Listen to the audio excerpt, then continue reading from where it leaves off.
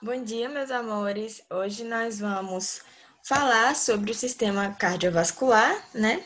A vida em movimento. Quem quiser acompanhar o livro, como o capítulo é muito grande, tem bastantes informações, então é bom a gente ir acompanhando, tá?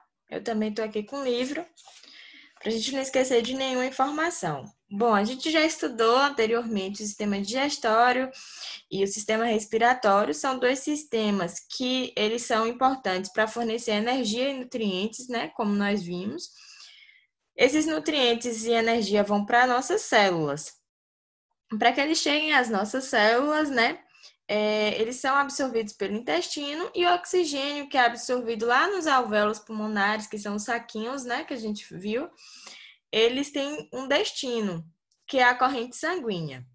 Então, a gente vai aprender agora sobre essa corrente sanguínea, né? Como ocorre, para onde vai e como distribui. Vamos lá. O sistema cardiovascular ele começou a ser estudado lá em 1623 por um cientista inglês chamado William Harvey. Ele chegou a duas conclusões muito importantes, né? Nós podemos ver aí, que é que o organismo humano e de todos os animais é percorrido pelo gás oxigênio do ar atmosférico e absorvido pelos pulmões. Isso a gente já aprendeu no sistema respiratório, né? E a corrente sanguínea tem como finalidade básica distribuir os gases e nutrientes absorvidos dos alimentos pelo intestino delgado para todas as células do corpo, através de quem? Do sistema cardiovascular, que é constituído de vasos sanguíneos por onde circula o sangue. Então é como se o meu corpo ele pegasse os nutrientes e quem fosse levar aí, né? Quem fosse o carro, as estradas, né? Seria o sistema cardiovascular. Cada sistema tem uma função muito importante, como a gente vai ver, e todos eles trabalham em conjunto. Nenhum sistema ele trabalha sozinho, senão eles não conseguiriam. É a partir desses estudos de William Harvey que o sistema cardiovascular ele ganhou importância e começou a ser estudado. A gente também pode chamar esse sistema de sistema circulatório. Vamos lá. Gente, o sistema cardiovascular, o livro de vocês compara como se fosse o trânsito, né, de uma metrópole, onde as ruas e avenidas seriam os vasos sanguíneos. E aí eles formam uma rede que interliga todos os bairros. No caso, os órgãos do nosso corpo seriam os bairros, né? E o centro da cidade, quem é que seria, gente? A parte principal aí, o coração, não é? Que ele transporta as pessoas. No caso, as pessoas seriam o sangue. Então, só recapitulando, nós temos aí o sangue passando pelas ruas que são os vasos sanguíneos, né? E indo aí para os bairros, que são os nossos órgãos, mas eu tenho o centro principal, que é o coração. Mas podemos dizer que esse sistema, ele é responsável pela circulação do nosso sangue, né? Do nosso corpo. E ele vai desempenhar essas funções aí principais que o livro traz para vocês, que é transportar os nutrientes, gases, excretas celulares, gente. Excretas celulares quer dizer tudo aquilo que a célula joga para fora, né? Excreção, ela joga para fora, aquilo que ela não necessita mais. Hormônios, enzimas e anticorpos. Então, tudo isso aí o sangue ele transporta. Eu não posso resumir em apenas transporte de nutrientes. Ele transporta muito mais do que nutrientes, tá? Além de regular a temperatura do nosso corpo, o que é muito importante. A gente às vezes nem lembra que essa função também é uma função do sistema cardiovascular. Esse sistema é formado pelo coração, pelos vasos sanguíneos e pelo sangue. São as três partes principais. A gente vai falar um pouquinho sobre o sangue. A gente já viu os componentes do sangue em outro capítulo, mas nós vamos relembrar, né? O sangue, gente, é um fluido vermelho, viscoso, homogêneo a olho nu, né? Quando a gente sangra, a gente consegue ver ali uma mistura homogênea. Isso quer dizer, a gente só vê o sangue, a gente não vê nada separado. Lógico, se a gente pegar essa gota de sangue e colocar no microscópio, nós vamos perceber algumas substâncias, algumas partes que transformam o nosso sangue em uma mistura heterogênea, tá? Vista ao microscópio. E aí, quais são essas substâncias? A gente já sabe, né? Que são os componentes do sangue. A gente tem aí o plasma, as hemácias, os leucócitos e as plaquetas. As hemácias nós já conhecemos, né? Nós podemos tanto chamá-las de glóbulos vermelhos ou eritrócitos. Lá no hemograma a gente consegue ver esses nomes. São células que não possuem núcleo, tá? E elas possuem as seguintes características já mostradas aí no slide de vocês. A principal função, né, gente, transportar o oxigênio dos pulmões para os tecidos. Como é que faz? A gente estudou uma proteína chamada hemoglobina, né? Que ela é muito importante nessa questão do transporte de oxigênio, tá? Eu preciso de oxigênio no meu corpo inteiro. Então, a hemoglobina, ela vai ser a proteína, né? Que faz essa função dentro da hemácia, tá? E aí a hemácia consegue levar esse oxigênio, tá? Ela também é uma proteína que dá a cor vermelha ao sangue e está localizada no citoplasma celular. Quando as hemácias elas estão maduras, elas não possuem mitocôndrias, não possuem complexo Golgi nem lisossomos. Então, vocês concordam comigo que eu tenho aí 3 organelas de uma célula muito importante, que quando elas estão maduras, essas partes aí não existem mais. Então, se elas não têm mais essas partes, gente, ela tem uma vida curta, porque ela não consegue funcionar muito tempo sem essas 3 principais partes, né? Então, o metabolismo dela é baixo e ela tem a vida curta aí de 4 meses. Por isso que o nosso sangue ele precisa ser constantemente renovado, tá? Se elas duram 4 meses, né? Como é que o nosso sangue continua sem ela? No caso, elas são substituídas por novas hemácias, né? Mais novas, que tem todos os componentes certinho, que são produzidas pela medula óssea vermelha, tá? Ela que vai substituir, vai produzir mais hemácias para substituindo as hemácias velhas, tá? No caso, velhas de 4 meses, tadinha, bichinha. Com 4 meses ela já tá idosa.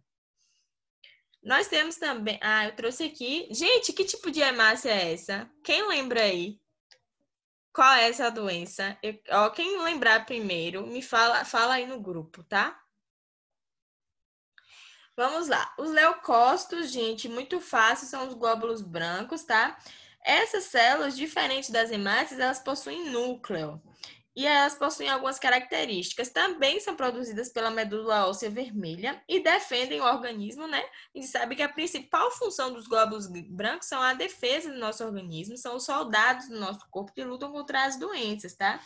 Então, é o nosso exército de defesa. Certo, meus amores? Contra agentes patogênicos. Quem são os agentes patogênicos? São agentes que causam doenças. Então, tudo que causa doença que está no meu corpo vai sofrer uma luta aí, vai ter que entrar numa luta contra os leucócitos, né? Que os nossos leucócitos possam ganhar sempre, certo? Em nome de Jesus, amém. Vamos lá. As plaquetas. Inclusive, gente, os meus leucócitos, né, ganharam aí contra a inflamação da minha garganta, graças a Deus. Tiveram a ajuda de um remédio, né? Eu dei uma ajudinha aí com antibiótico, mas já tô bem, já posso gravar aula para vocês. As plaquetas, meus amores, a gente lembra aí, principalmente quando a gente falava de hemorragia, não é? Por conta da dengue hemorrágica, as pessoas que têm dengue hemorrágica têm as plaquetas bem baixas. Por quê, gente? Porque as plaquetas, elas são muito importantes para a coagulação sanguínea, que a gente já aprendeu. Então, elas previnem as hemorragias, porque quando ocorre alguma coisa que o meu sangue, ele vai sair, ela vem de lá e coagula, né? Fecha, faz um tampão. Junto com a hemácia, né? Que a gente aprendeu também. E com... outras proteínas que fazem a rede lá, né? A gente vai relembrar daqui a pouco.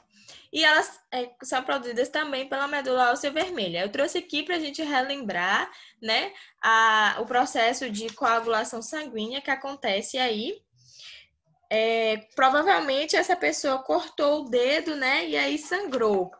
E aí, quando sangra, eu não posso deixar que o sangue, ele continue. Então, meu corpo, ele dá o seu jeito aí de fazer a coagulação, que é como se fosse um tampão. Então, a gente lembra aí que tinha que ativar a plaqueta, não é? E aí eu tinha uma proteína chamada fibrina, que ela que faz essa rede aí, que vai segurar as células sanguíneas para que elas não passem mais, tá?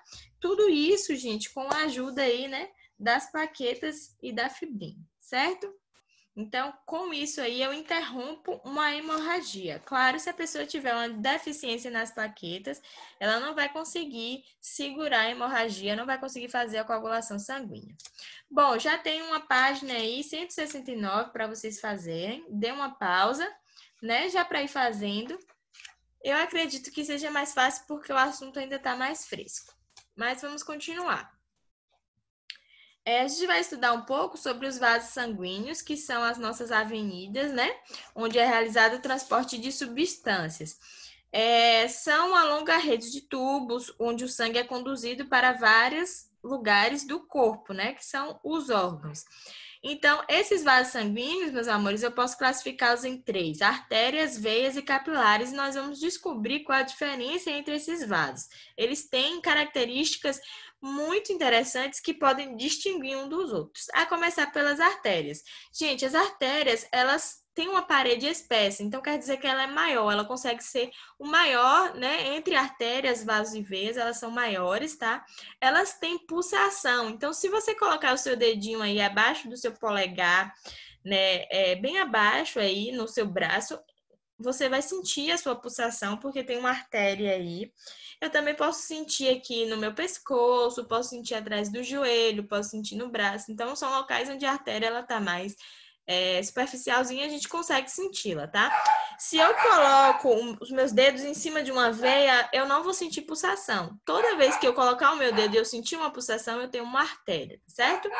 Elas têm a função, vamos prestar muita atenção nessa parte aqui, porque a artéria e as veias, elas têm funções diferentes. As artérias, meus amores, elas vão conduzir o sangue do coração para todos os órgãos do corpo. Então, as artérias, elas sempre têm essa função. Pega o sangue do nosso coração e leva para os órgãos do corpo, tá certo? Elas não possuem válvulas, a gente vai estudar o que são essas válvulas daqui a pouco, tá? Vamos lá, vamos falar sobre as veias. Gente, as veias elas são menores, tá? Por isso a sua parede é delgada, elas são bem menores do que as artérias. Elas conduzem o sangue do coração para todos os órgãos do corpo. Então, a gente já percebe aí que há uma troca. Enquanto a artéria é do coração para todos os órgãos do corpo, Travou. Ai, gente, peraí. Eu coloquei a mesma coisa no, no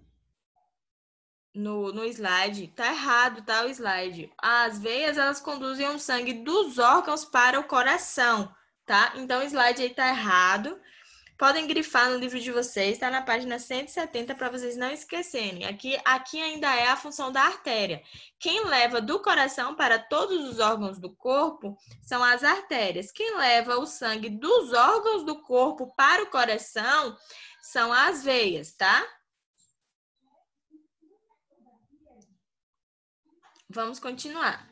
Elas apresentam, como eu falei, né, a parede menor do que as artérias, elas não pulsam e elas possuem válvulas. Tia Liz, o que são válvulas?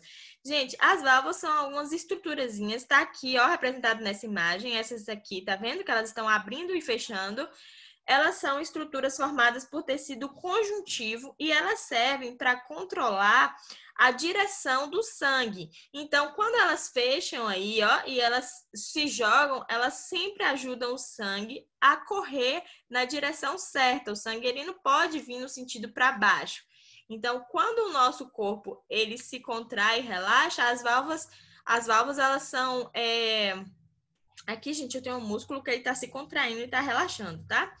Então, quando ele faz esse movimento, pode correr o risco do sangue voltar. E eu não quero que isso aconteça. Então, eu quero que o meu sangue ele continue no caminho correto. Então, as válvulas, elas dão esse impulso aí para que o meu sangue ele sempre vá na direção correta, tá? Só as veias tem isso, as artérias não têm. Essas válvulas também podem ser chamadas de válvulas e eu vou ter lá no coração algumas com uma função bem parecida.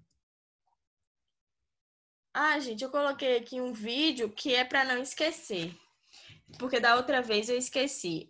Vou mostrar para vocês um vídeo falando um pouquinho da questão das veias que tem uma dificuldade Nessas válvulas, né? Quando essas válvulas, cadê? Quando essas válvulas aqui, elas têm um probleminha, eu vou ter aí aquela veia chamada varize, tá? Eu trouxe um vídeo para mostrar para vocês. Deixa eu ver aqui.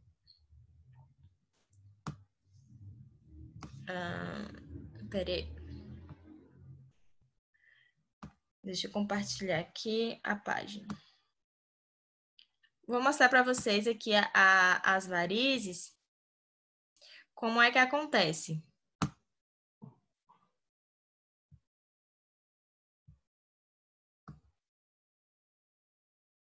Então, são veias que são doentes, dilatadas e tortas, né?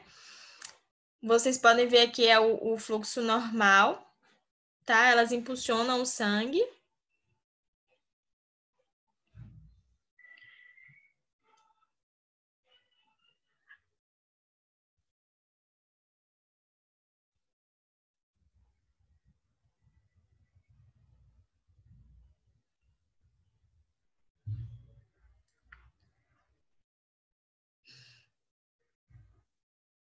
Ah, gente, isso pode ser causado por genética, gravidez, profissão, uso de hormônios e também por idade, tá? Então, ó, essa válvula aí tá com problema, ó. Ela vai juntando o sangue aí, acumulando, tá? E esse sangue acumulado vai fazer ela dilatar e vai ficar torta. E aí surgem as varizes, certo? Que são aquelas veias bem grossas que ficam nas pernas, tá? Deixa eu ver se tem mais alguma coisa. E aí causa dor, cansaço, peso nas pernas, inchaço, coceira, manchas e incômodos estéticos também, porque quem tem, né, fica incomodado porque acha feio aquela variz ali, aquela veia toda tortinha na perna. Geralmente tem gente que tem várias varizes, né? Gente mais idoso, tá? Vamos lá voltar para o nosso slide.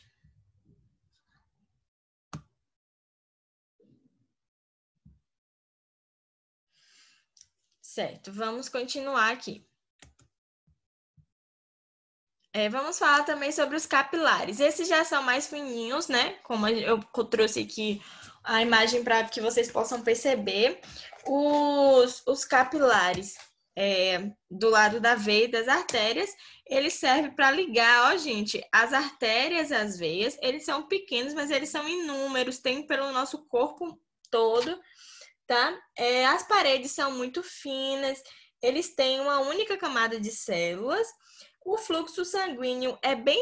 A velocidade do fluxo sanguíneo vai bem devagarzinho, tá? Justamente por eles serem bem pequenininhos. Mas eles são muito importantes porque lá que vai ocorrer aí as trocas gasosas, tá? De nutrientes e resíduos com a célula. E as paredes são finas justamente para conseguir fazer uma troca muito bem feita, tá? E aí, quanto mais esses vasos eles vão ficando distantes do coração, eles vão diminuindo de tamanho. Então, perto do coração, eu vou ter sempre as artérias. Se eu vou mais para o lado do meu corpo, eu vou ter o lado mais periférico, eu vou ter as veias, que já vão diminuindo, né? E os capilares, tá? Quanto mais próximo do coração, maior. Quanto menos próximo do coração, menor, tá?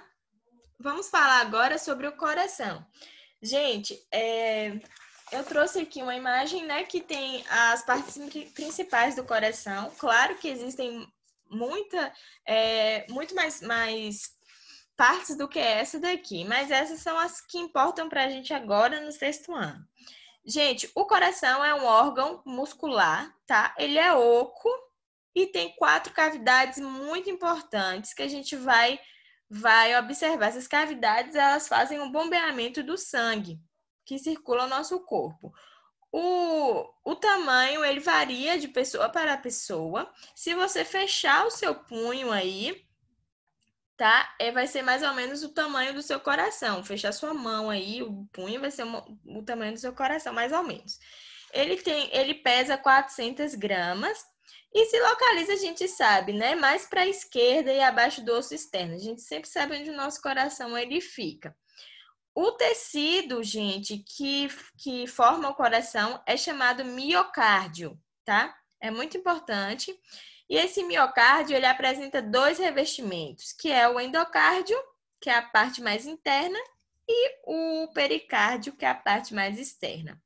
O endocárdio, ele vai ser uma mucosa, né? Então, quando a gente fala de mucosa, a gente lembra sempre que é um local mais úmido, tá? E a serosa vai ser um local mais seco, que é o pericárdio. Como eu falei, o coração possui 4 cavidades, que são os átrios, né? Átrio aqui direito e átrio esquerdo, e o ventrículo esquerdo e ventrículo direito. Muito cuidado para não confundir com a palavra ventríloco, tá? Existe ventríloco e existe ventrículo. As partes do coração são chamadas de ventrículos, tá? Essas aqui são as 4 partes principais do seu coração: átrio direito, átrio esquerdo, ventrículo direito e ventrículo esquerdo. Como é que se comunica? O átrio direito, ele vai se comunicar com o ventrículo direito, aqui como vocês podem ver, através da válvula atrioventricular direita, que é chamada de válvula tricúspide, tá? Ué, gente, eu achei que na figura aqui tinha. Infelizmente não tem, mas no livro de vocês, deixa eu dar uma olhadinha se vai ter aqui. Tem, no livro de vocês tem essa válvula aí, tricúspide, tá? Vocês podem ver na página 172, na imagem, mostrando a válvula tricúspide. Já do outro lado, ela vai ficar mais ou menos aqui, tá? A válvula. E aí, do outro lado, eu vou ter aí o átrio esquerdo, que vai ter a válvula bicúspide, que também posso chamar de válvula mitral.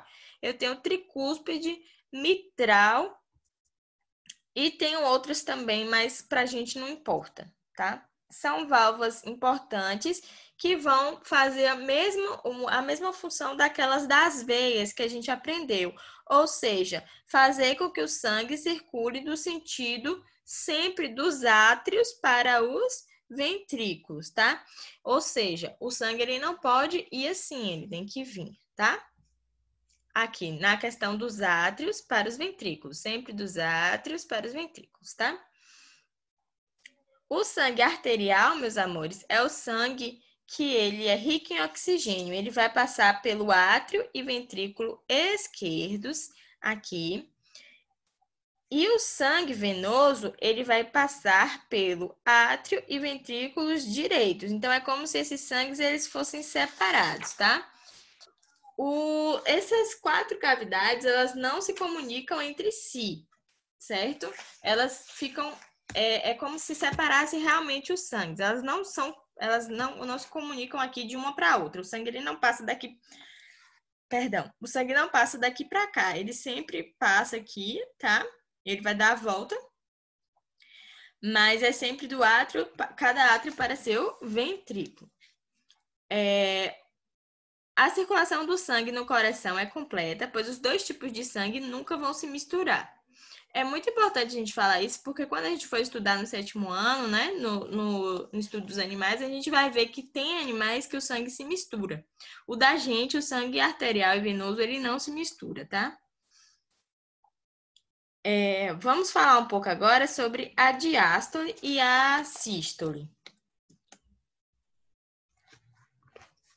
Aqui está o movimento de sístole e agora o movimento de diástole. Sístole, diástole. Sístole para cima, diástole para baixo. Então, a gente vai saber o que são esses movimentos. Gente, o coração, ele mexe, né? Ele bombeia. Como a gente já sabe isso. A gente já viu aí o coração. A gente vê algumas imagens, né? Do coração batendo. Então, esse batimento do coração é feito por essas 2 fases, chamadas de diástole e sístole, tá? É a dilatação e contração dos átrios e dos ventrículos. Elas se dilatam e se contraem geralmente 70 a 80 vezes por minuto, que é os batimentos, né, do nosso coração. Quando os átrios, eles estão em sístole, eles estão contraídos. Ó, aí pronto, contraiu. E diástole, eles estão dilatados.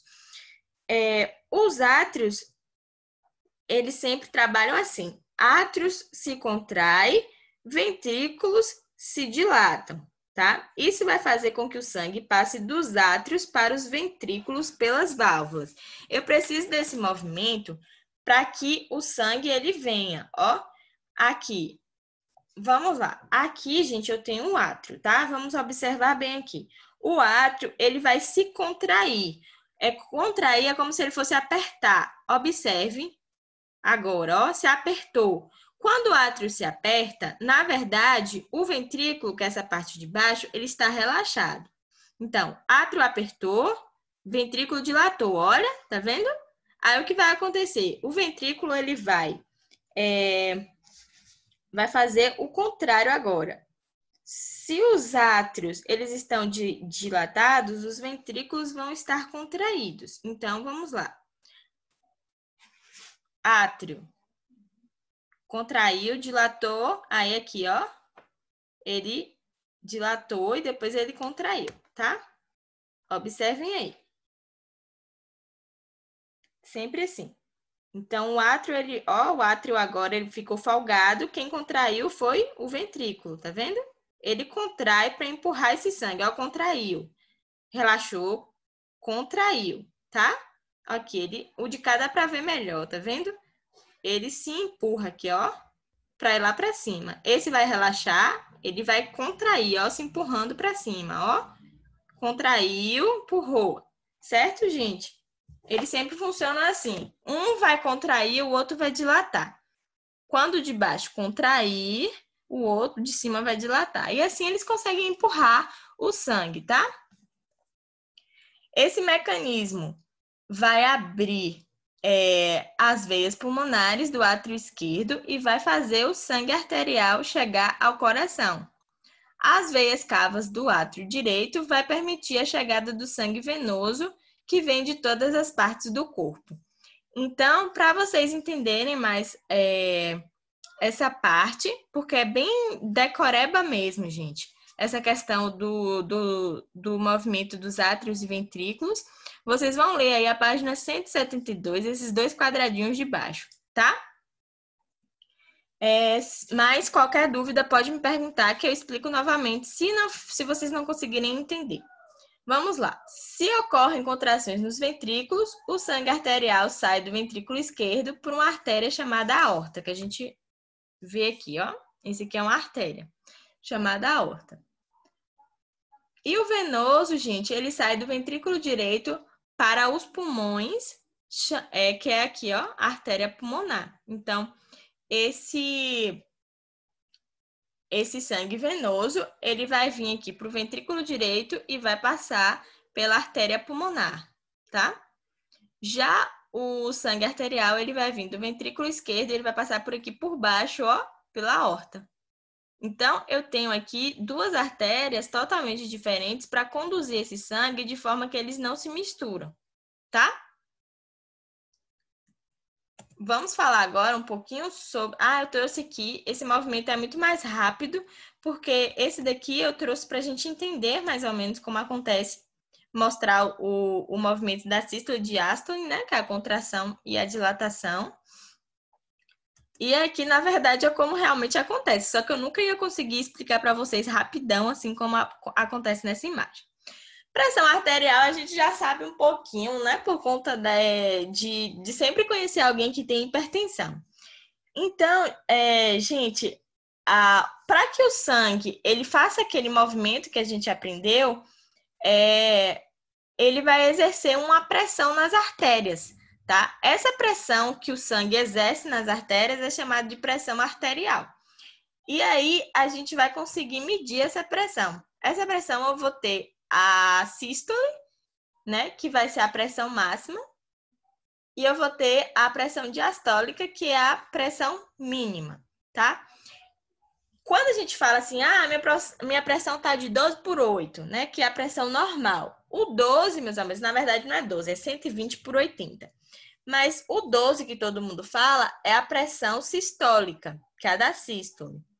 O 8 é a pressão diastólica, ou seja, a 120, que é a 12, é a máxima. E a 8, que na verdade é 80, é a mínima. tá? Isso se chama pressão arterial. Ela sempre tem que estar nesse valor de 120/80 ou 12/8, que é a pressão normal. Quando eu tenho uma pressão abaixo de 120/80, eu tenho uma hipotensão, que é a pressão baixa, né? De 10/6, 11/7, é considerado uma pressão mais baixa, 9/5. Quando eu tenho uma pressão mais alta, vai ter os valores de 15/10, 16/10. E aí é a hipertensão, que já é um perigo para a saúde das pessoas. Então, quem tem pressão alta tem que estar sempre verificando, tomando medicação, ter muito cuidado com o sal, porque o sal ele aumenta a pressão, certo? E pode causar dano nos vasos sanguíneos. Essa pressão, gente, é como se ela dilatasse os vasos sanguíneos, tá? E aí pode ocasionar problemas, principalmente lá no coração, certo? Vamos falar um pouquinho da circulação sanguínea. Quem quiser acompanhar na página 174. Gente, existem dois tipos de circulação, tá? Que são chamadas de grande circulação e pequena circulação. A gente já falou um pouquinho do sangue venoso, do sangue arterial. A gente sabe que esses sangues eles não se misturam, certo? Na grande circulação, gente, eu vou ter sempre o sangue que vai passar do coração para o corpo, para o coração. E na pequena circulação é coração, pulmão, coração. Então, quando a gente fala assim de grande circulação, a gente também pode chamar de circulação sistêmica. Então, grifem aí no livro de vocês, na página 174, primeiro parágrafo, está descrito grande circulação, coração, corpo, coração. Para a gente saber que ele faz esse tipo de movimento. E pequena circulação é coração, pulmão, coração, tá? Então, na grande circulação, o sangue arterial, ele vai sair aí do ventrículo esquerdo através da artéria aorta. Deixa eu ver se eu acho aqui, né? O sangue arterial ele está representado pela cor vermelha aqui, e o sangue venoso ele vai estar representado pela cor azul, tá? Então, eu tenho aqui o ventrículo esquerdo, tá? E o átrio esquerdo. Então, o sangue, ele vai sair do ventrículo esquerdo pela aorta, que a gente já aprendeu, tá? E aí ele vai sair em direção às células e o tecido do corpo. Por isso que a gente fala coração, corpo, coração, tá? Então, eu tenho aqui o ventrículo esquerdo, passei pela aorta e vou distribuir esse sangue para o corpo. E aí eu vou levar às células o oxigênio e nutriente. Quando esse sangue chega nos capilares, ele recolhe das células o gás carbônico. E aí, aqui, gente, ele passou para o corpo, tá? Aqui a gente sabe que é o sangue arterial, ele é rico em oxigênio, né? Então, vamos lá. Ele veio e aí ele vai para o corpo. Quando ele passa para o corpo, ele começa a ir em todos os órgãos, em todas as células. Então, ele vai distribuindo o oxigênio e ele vai pegando o gás carbônico, tá? É como se o nosso corpo, as células, eles jogassem para o sangue o gás carbônico. Pega o oxigênio e joga o gás carbônico. Então, esse sangue, ele meio que já vira sangue venoso, tá? Ele não é mais arterial, porque agora ele já distribuiu todo o oxigênio e ele virou venoso. Se ele for venoso, meus amores, ele não pode mais passar para aqui, ó, para o ventrículo esquerdo. Porque a aorta e o ventrículo esquerdo, o átrio esquerdo, é só sangue arterial, só sangue rico em oxigênio. Ele não é mais rico em oxigênio. Ele chegou aqui no corpo, nos capilares, ele ficou rico em gás carbônico, porque o oxigênio ele distribuiu para todo mundo e pegou o gás carbônico de volta, tá? Então agora ele sai, o meu sangue, ele não vai mais passar pelas artérias, ele vai passar para onde? Pelas veias, certo? Vocês concordam comigo? Nas artérias eu tenho sangue, eu vou ter o meu sangue rico em oxigênio. Agora ele voltou, passou pelos capilares, está rico em gás carbônico. E aí eles vão para as veias, vai voltar para o coração, trazendo o sangue venoso. Rico em quê? Gás carbônico. Ele não vem mais para a parte de cá, que é o ventrículo esquerdo e o átrio esquerdo. A gente parou aonde? Parou aqui, tá? Então, vamos lá. Ele chegou aqui na pequena circulação. Essas aqui, gente, coração, corpo, coração, é a circulação grande, tá? Agora a gente vai para a pequena circulação. Vem o sangue venoso, né? Lá do corpo. Chegou aqui no coração, tá? Então, eu tenho aqui, ó, grande circulação. Agora aqui a gente vai fazer a pequena circulação. Mas a grande circulação é todo isso aqui, tá? Chegou no coração, vamos para a pequena circulação. A pequena circulação, o sangue chegou rico em gás carbônico, né? De todo o corpo. Ele sai lá do ventrículo direito, né? Através da artéria pulmonar. Ele colocou aqui o nome tronco pulmonar, gente, mas é artéria pulmonar, tá? E aí vem aqui a artéria pulmonar. A artéria pulmonar, gente, vai levar o sangue, adivinha para onde? Como o próprio nome fala, para os pulmões. Então, eu tenho um sangue venoso que vai para os pulmões e vai fazer o quê, meus amores? Vai encher de oxigênio, porque ele passou para os pulmões, tá? Então, ele vai se tornar um sangue arterial, certo? Então, eu tenho aqui coração, pulmão, coração, porque ele vai voltar para cá, tá?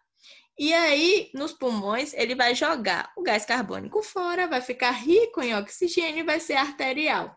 E aí ele vai, sangue arterial vai sempre para onde, gente? Átrio esquerdo, ventrículo esquerdo, tá? Então, na circulação que é pequena, pequena circulação, o sangue venoso segue para os pulmões por uma artéria e o arterial retorna ao coração pelas veias pulmonares, tá? Então, ele vai passar pelas veias pulmonares e vai chegar aqui no coração, certo? E aí, ele vai virar sangue arterial de novo pela aorta, tá? Essa transformação do sangue venoso em arterial, que a gente já viu aqui, tudo isso, gente, é chamado de hematose. Eu acho que ficou bem claro com essa figura, né? Se não ficou, pode me falar as suas dúvidas que a gente vai aprender novamente.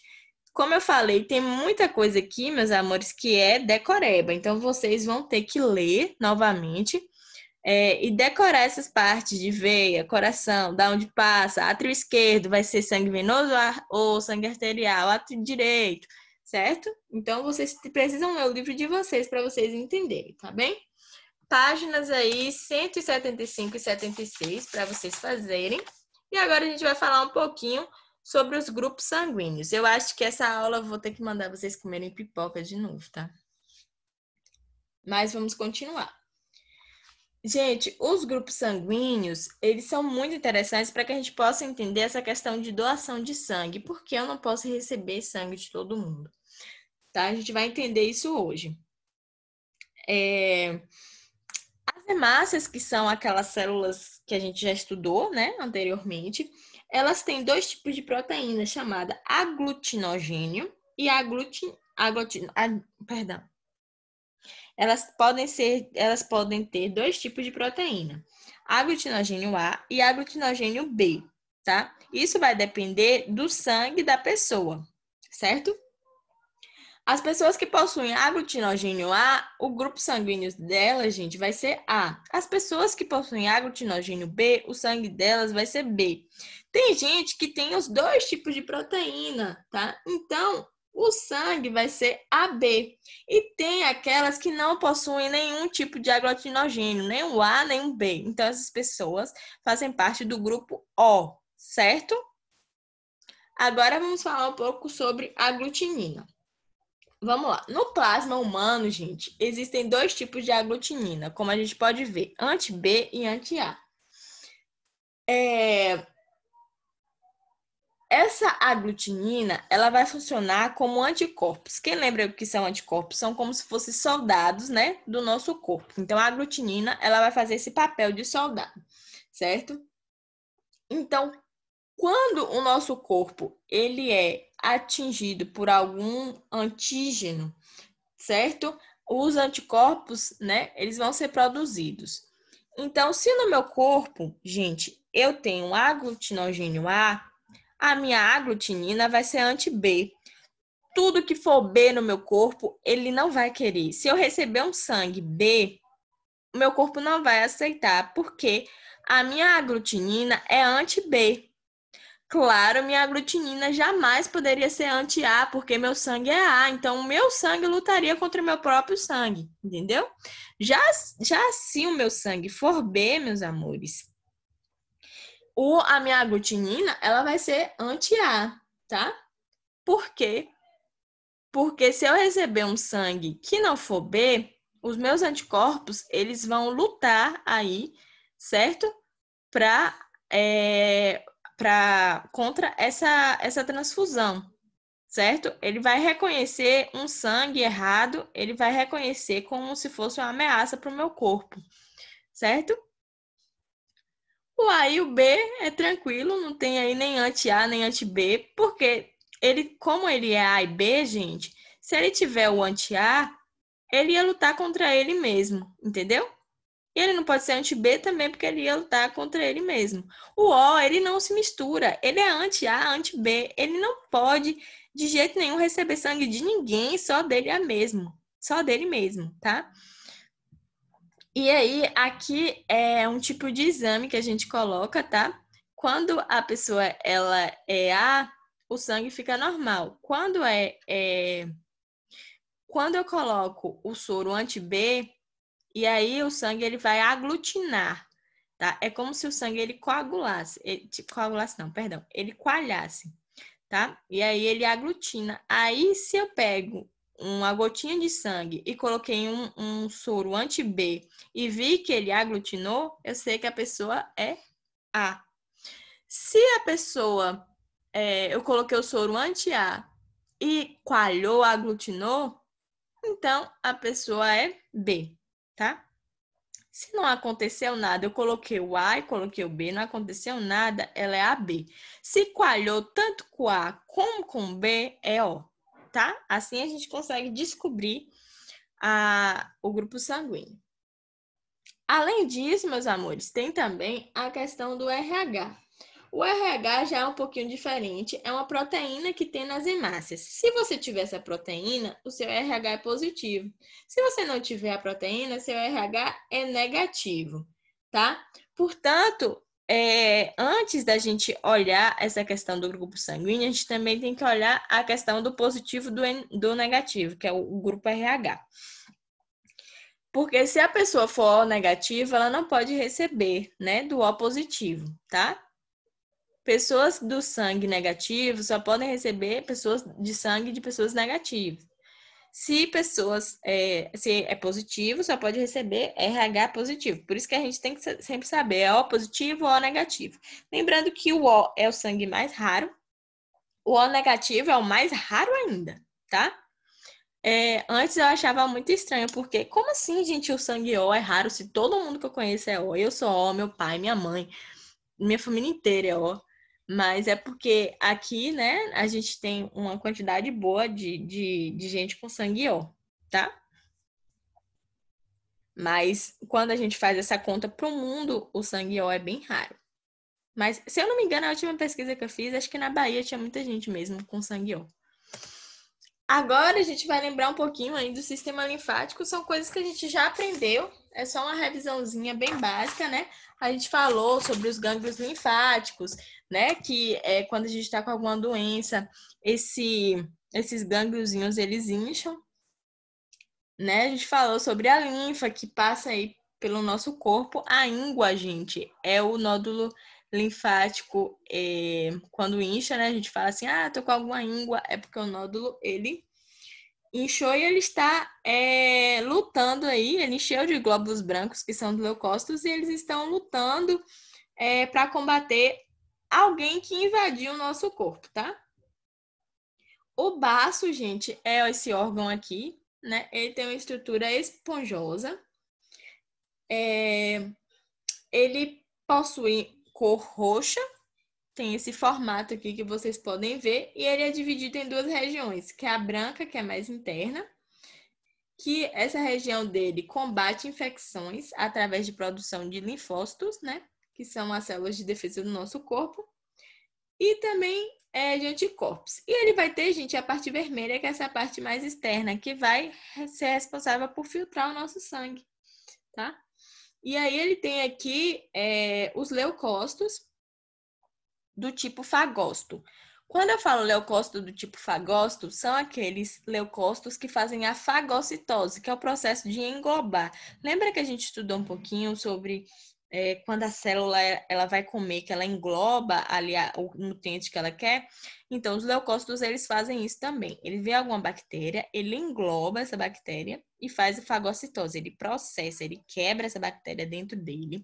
E aí ele tira, né? Ele quebrou ali, é como se ele matasse. Ele tira aquilo que aproveita e joga fora aquilo que ele não quer, tá? O baço, gente, ele também controla a circulação das hemácias, eliminando aquelas velhas ou danificadas. Então, o baço, ele tem muitas funções. Se tia Liz perguntar, você já sabe que está na página 178. Eu tenho a linfa, que é um fluido também, assim como o sangue, ele é esbranquiçado. Ele é formado a partir do sangue. Por que ele é branco, meus amores? Porque ele não tem hemácia. Quem é que dá a cor vermelha para o nosso sangue? As hemácias, tá? Eles andam aí por esses vasos linfáticos, tá? E eles absorvem detritos e macromoléculas que não conseguem ser eliminados pelo sistema cardiovascular, fazendo aí uma limpeza. Gente, tem também algumas... eu trouxe aqui... não, peraí, calma aí, vai confundindo. Tem também algumas doenças do sistema cardiovascular. A primeira delas é a anemia, tá? Eu trouxe aqui esse gifzinho, achei muito interessante. As hemácias, elas comem o ferro, né? E elas ficam fortes, tá? Então, a anemia, geralmente a anemia ferropriva é aquela que as hemácias, elas não têm ferro. O nosso corpo, ele fica com uma quantidade... se a gente não consumir ferro, né? Houve aí algum problema, eu não tô conseguindo absorver o ferro. E aí eu vou ter a anemia ferropriva, né? Geralmente acontece muito em crianças ou em mulher na gravidez, e também porque a mulher menstrua, então ela perde muito sangue, tá? Então, nessa fase, ela pode ter anemia também, tá? Pode acontecer também por verme. Eu vou ter aí uma ancilostomose provocada pelo ancilóstomo, que também pode causar anemia. Quem tem anemia, gente, fica pálido, cansado, tem fraqueza e tem falta de ar. Então, como eu saro a anemia? Comendo ferro, tá? Muito ferro. Isso eu já comentei com vocês, comentei até do meu irmão, né? Que ele teve que comer fígado cru, porque ele teve uma anemia muito forte. Gente, a hemofilia eu não achei nenhum GIF assim legal para mostrar para vocês, mas eu já comentei também com vocês que é uma doença onde a pessoa não consegue, ela tem uma deficiência na questão da coagulação sanguínea, então o sangue dela não para de sair. Então, se houver qualquer corte, se houver um sangramento, ela tem hemorragia mesmo, certo? É uma doença hereditária e geralmente em pessoas normais, o sangue ele vai levar 5 a 15 minutos para coagular. Quem tem hemofilia passa dos 30 minutos. E às vezes, se não conseguir passar, a pessoa tem que correr, ir para um hospital, tomar uma medicação para que haja coagulação do sangue, tá? Não tem cura e o tratamento vai repor uma proteína que essa pessoa não tem, certo? Para fazer essa coagulação. Eu vou ter também arritmia. O que é arritmia? É uma alteração nas batidas do coração. Tanto pode ser desacelerando o coração, eu trouxe para vocês a batida normal e essa batida de baixo aí é uma batida mais fraca, tá? Mas também pode acontecer ataque cardíaco. Eu não achei, na verdade, a outra figurinha para completar aí ataque cardíaco, que é o batimento mais acelerado. Então, a arritmia, ela pode tanto desacelerar o coração, como pode acelerar o coração, tá? E o paciente, ele sente tontura, falta de ar, dor no peito ele sente essa sensação também, que você sente que o coração acelerou ou desacelerou. Pode acontecer por causa de estresse, diabetes, hipertensão, tá? E aí, as medicações vão tentar normalizar as batidas do coração. E eu tenho também a doença mais conhecida de todos, que é o infarto. O que acontece? Geralmente, a artéria que leva o oxigênio para o coração vai sofrer aí, por algum motivo ela foi bloqueada. E aí a parte do coração vai ficar sem receber oxigênio, tá? E o sangue também, né? E aí, gente, vai ocorrer esse bloqueio. Isso pode acontecer por causa de placa de gordura. Por isso que a gente fala tanto para não comer gordura, por causa do risco de infarto. Porque essas placas ficam presas nessas artérias, nessas veias, e impedem aí o coração de ter o suprimento sanguíneo. E aí, esse bloqueio, se ele ocorrer por muito tempo, o músculo não recebe oxigênio e acaba morrendo as células. E aí vem aquela dor muito forte, né? Que é a dor no peito, que é a dor de infarto, falta de ar, fraqueza e palpitações. Dependendo desse bloqueio, pode causar a morte, né, instantânea, ou pode causar alguns danos mais leves, né? Mas a pessoa sempre tem que correr para o hospital para dar tempo, tá? Por isso que é importante a gente controlar a nossa comida, né? Como obesidade também. Quem fuma também tem que ter controle por causa desse risco de infarto. As atividades são essas aí, além das que eu passei. É isso, meus amores. Beijo. Até daqui a pouco no grupo.